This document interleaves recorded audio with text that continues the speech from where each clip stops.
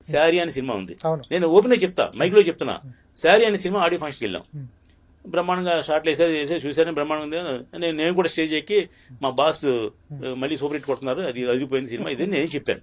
అయిపోయింది, కిందకు వచ్చేసాం. వచ్చిన తర్వాత 10ంటికి ఏదో పార్టీ ఉంటుంది కదా, రాసేసాను అన్న. నేను రాను సార్ అన్న, నేనేమి తీసుకొని రానండి అన్న. సరే సినిమా ఎలా ఉందన్న, చాలా బాగుంది sir, super hit cinema sir అన్న.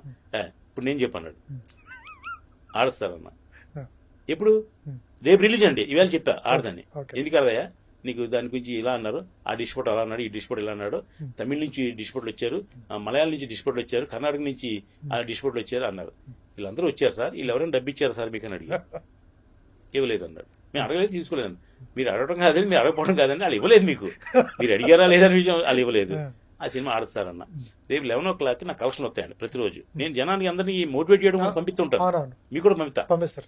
ఎందుకు పంపిస్తానంటే నేను ఎవరిని కామెంట్ చేయడం కోసం కాదు, మీరు జ్ఞానోపదేశం చేయడం కోసం.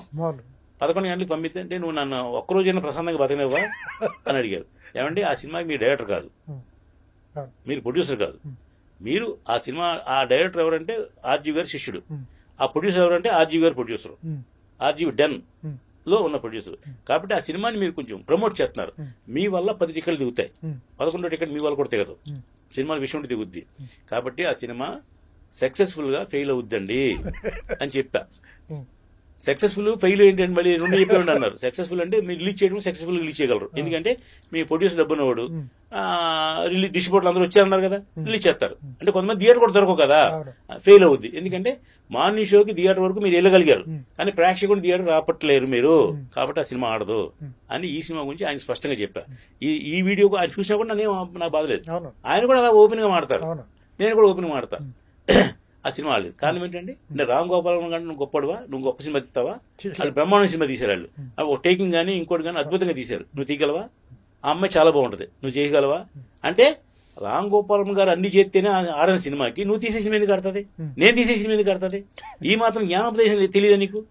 అంటే దేవుడికి కొబ్బరిగా కొడతామండి, దేవుడా ఈ సినిమా హిట్ అవ్వాలని వాళ్ళందరూ పూజలు పునస్కారాలు చేస్తారండి. ఇవన్నీ నిజమే. మీకు ఎవరో వచ్చి క్లాప్ కొట్టారు, పెద్ద హీరో వచ్చి, పెద్ద డైరెక్టర్ వచ్చి క్లాప్ కొట్టాడు.